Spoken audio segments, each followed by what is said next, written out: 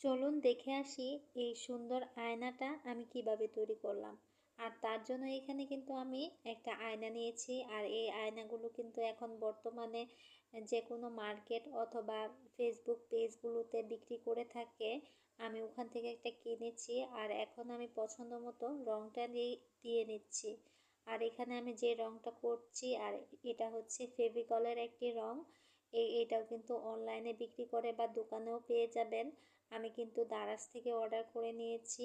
আর এই যে আমি রংটাও করে নিয়েছি।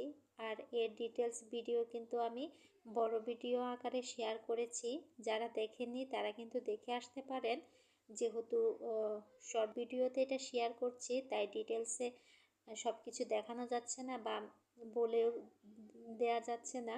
তবে আপনারা যারা এই কাজগুলো পছন্দ করেন তারা একটু দেখেই বুঝতে পারবেন যে এই কাজগুলো আমি কিভাবে করেছি।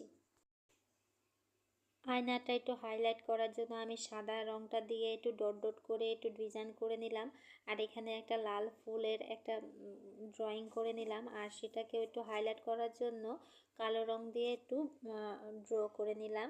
এখন আমার কাছে কিছু পুঁতি ছিল, সেগুলো একটু দিয়ে নেব যাতে করে আয়নাটা আরও বেশি সুন্দর লাগে। এরকম আরও ভিডিও পেতে পাশেই থাকবেন। সবাইকে অসংখ্য ধন্যবাদ।